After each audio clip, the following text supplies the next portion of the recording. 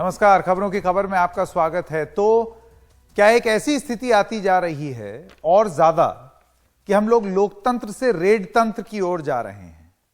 कल हमने आपको सोनू सूद के बारे में बताया, आज हर्ष मंदर के घर में रेड हुई, प्रवर्तन निदेशालय ने छापा मारा। एक एक करके आइए बात करते हैं कि ये पूरा मामला क्या है। तो सोनू सूद के यहां आयकर का सर्वे, और अब सर्वे क्यों, इसको आप रेड ही मानिए, 2 दिन से जारी है सोनू सूद के यहां ये छापा। सोनू सूद के यहां ये जो छापा हुआ है वो बुधवार देर रात तक वहां पर टीम थी आयकर विभाग की। गुरुवार सुबह वो फिर आ गए। 6 ठिकानों की जांच कर रही है ये टीम। लखनऊ का मामला क्या है, बहुत सारे लोगों ने पूछा भाई करना क्या चाहते हैं। दरअसल लखनऊ के एक कारोबारी से सौदे की जांच हो रही है। यह सूत्रों के हवाले से ये जानकारी मिली है। सूत्र ये भी बताते हैं कि सौदे में टैक्स चोरी की एक कोशिश की गई। तो अभी इस पर जांच चल रही है। अब आयकर विभाग के जो रेड हैं उस पर सवाल जो उठ रहे हैं वो क्या हैं।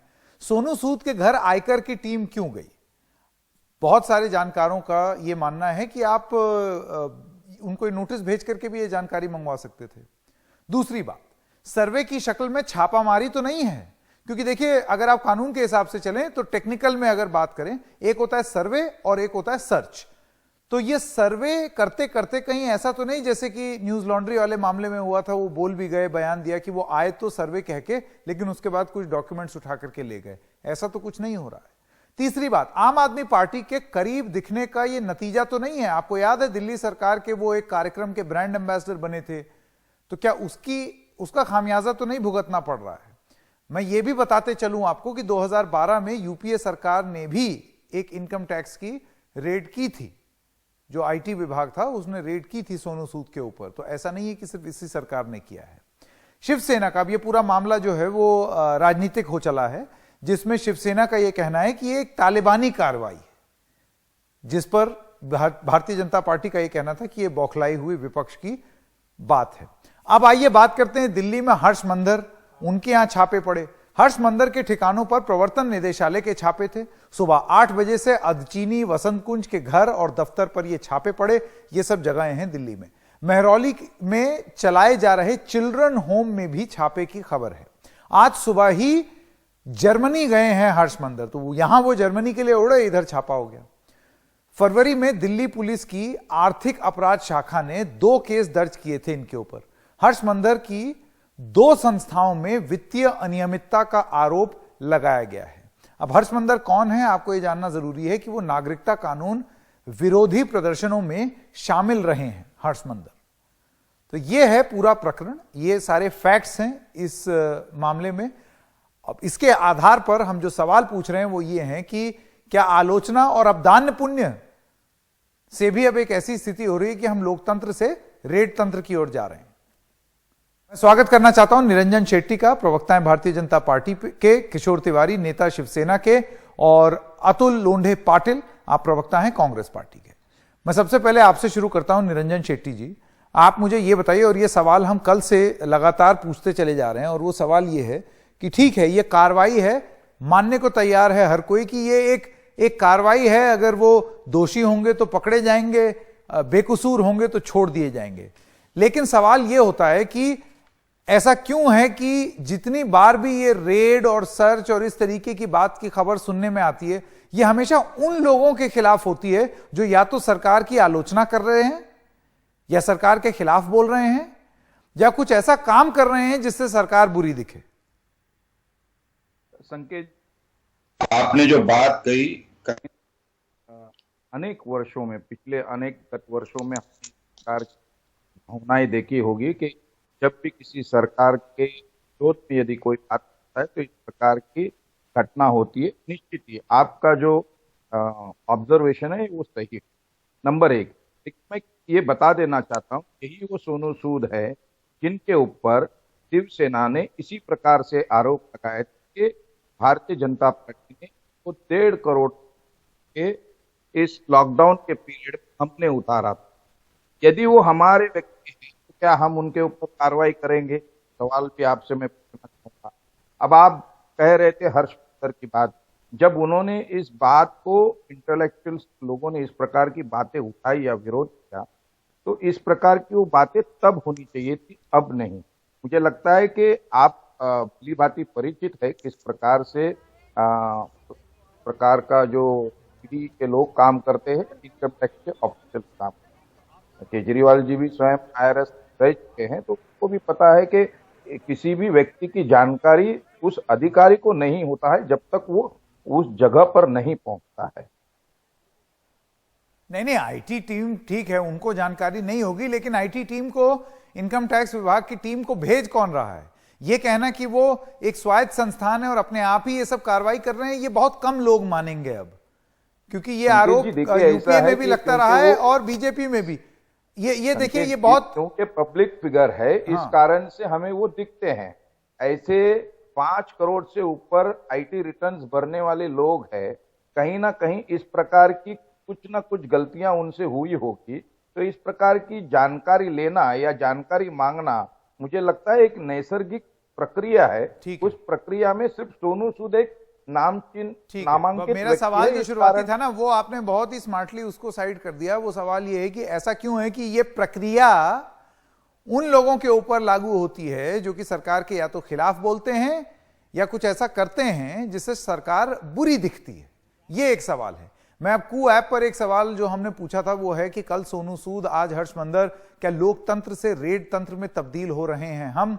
इस पर एक सवाल पूछा गया है और मैं तिवारी जी आपसे ये सवाल पूछना चाहता हूं, एनजीओ चलाने वालों और सामाजिक कार्य करने वालों को क्यों सरकार निशाना बना रही है? ये सवाल पूछा है दीपाली सिन्हा ने। आपका क्या जवाब रहेगा? महाराष्ट्र एक तो ऐसा राज्य है जहां ED, income tax department, CBI, NIA, NCB और इन सब संस्थाओं से हम लोग बहुत परेशान हैं। अभी तो लोकतंत्र बहुत बुरे इसमें से जा रहा है। आप सामाजिक काम करो, देखो आप सोनू सूद को लेते हैं ना, तो 2012 में भी एक इनकम टैक्स का उसके हुआ था, लेकिन 2021 के अंदर ये कार्रवाई होती है। तो अभी सोनू सूद एक बहुत बड़ी पब्लिक फिगर बन गए हैं। जो काम उन्होंने पिछले 2 साल में किया, देखो ये सच्चाई है। और सोनू सूद अगर कोई राजनीतिक मंशा रख के कुछ सामने आते हैं तो वो बीजेपी में जाना चाहिए। अगर बीजेपी में नहीं जाते हैं तो ऐसे ईडी की प्रताड़ना, इनकम टैक्स की प्रताड़ना उनसे होंगी ही।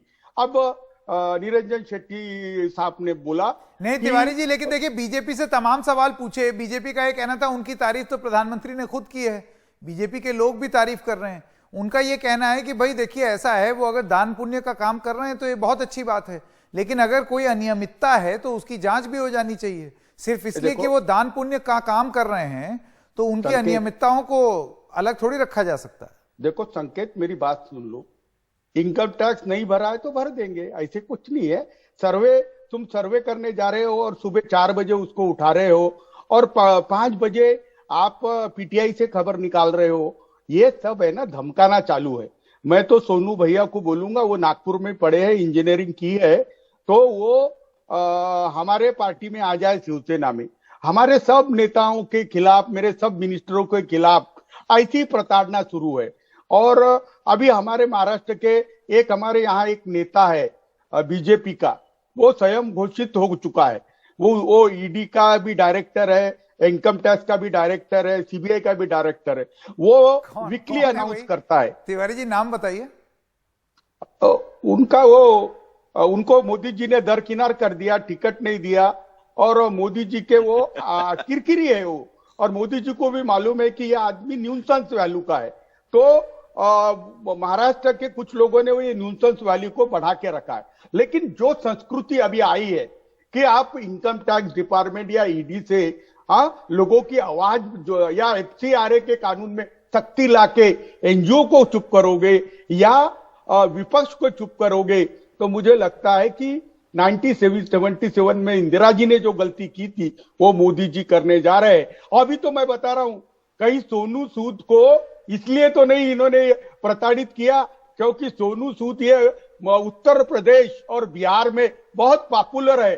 तो योगी जी का जो मंशा है और जो महत्वाकांक्षा प्राइम मिनिस्टर, ये यूपी वाला एंगल तो मैंने सोचा ही नहीं था। मतलब हम लोग तो इसी में उलझे हुए थे कि आम आदमी पार्टी से वो उन्होंने उनकी स्कीम का ब्रांड एम्बेसडर बने। ये तो तिवारी जी नया एंगल ले आए। एक अरे second, Patil Yogi ji prime minister बनने जा रहे हैं, उनका इलाज करने के लिए हाँ। मोदी जी ने इनको टारगेट किया है और इनकी कार्रवाई कहीं होती नहीं है। हमारे यहाँ जितने भी रेड पड़ते हैं ना, उसके बाद वो सब अधिकारी मैनेज हो जाते हैं। अच्छा, और जल्दी से- अधिकारी मैनेज हो जाते हैं और इनके जल्दी से मैं ईडी एक के सवाल और पूछ लूं। इनकम एक टैक्स सेकंड, के अफसर- पाटिल साहब से, अतुल जी से मैं एक सवाल पूछना चाहता हूं। कू ऐप पर जो दूसरा सवाल आया है, ये सवाल ये है कि इस सरकार के पास यही तो सबसे बड़ा हथियार है, इसी से सब कुछ सही हो जाता है। ये उनकी टिप्पणी है, ये रामनिवास जी कुमार हैं। आप इसका जवाब कैसे देंगे अतुल जी? आपको लगता है कि ये सटीक विश्लेषण है, या अगर सरकार ये कहती है कि भाई एजेंसी है, काम कर लेने दीजिए उनको, तो वो सटीक है? नहीं, संकेत, ये सरकार के बारे में जनता क्या सोचती है उसका ये प्रतिबिंब है। लेकिन मेरा एक सवाल ये है कि पॉलिटिक्स अपार्ट, सर्वे और सर्च में फर्क ये होता है कि सर्च में आप कोई भी प्रीमाइसेस में जा सकते हो, सर्वे में आप सिर्फ कमर्शियल प्रीमाइसेस में जा सकते हो जहां आपका कॉर्पोरेट एड्रेस है। तो सर्च में आप 2 दिन जा रहे हो, ठीक है, लेकिन मेरा सवाल ये है निरंजन शेट्टी जी से, उन्हें थोड़ा इनकम टैक्स की जानकारी दिख रही है मुझे। अनियमितताएं जो बीजेपी के खिलाफ अपना विचार रखते हैं या बीजेपी के खिलाफ बात करने की कोशिश करते हैं, उनके ही खिलाफ होते हैं। और फिर एक Valia to Valmiki machinery machine बनाई है, फाइनेंशियल इंस्टीट्यूट जो है उसके वाइस चांसलर नितिन जी गडकरी है, उनका कहना यह है कि हमारे यहाँ के सब साफ सुथरे हो जाते हैं।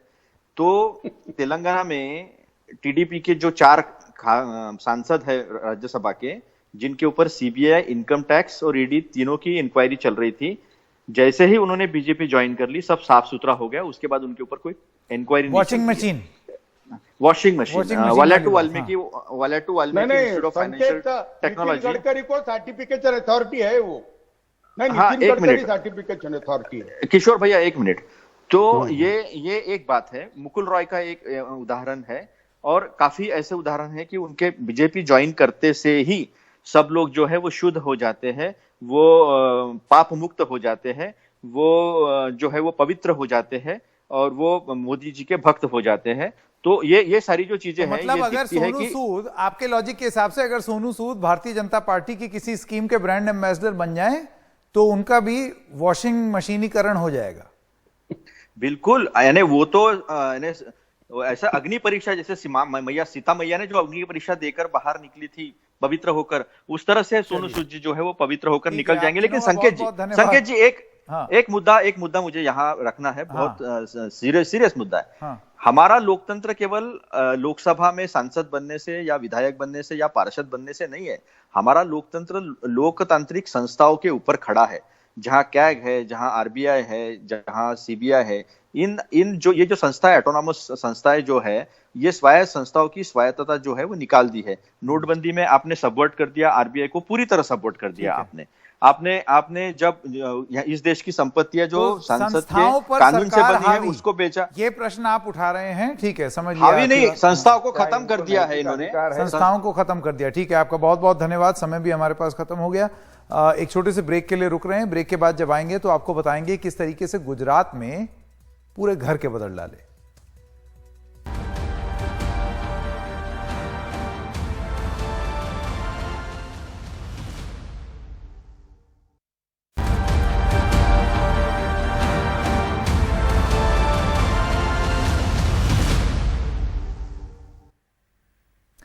तो गुजरात के मुख्यमंत्री भूपेन्द्र पटेल के मंत्रिमंडल विस्तार में रूपाणी सरकार के सभी मंत्रियों की छुट्टी कर दी गई है।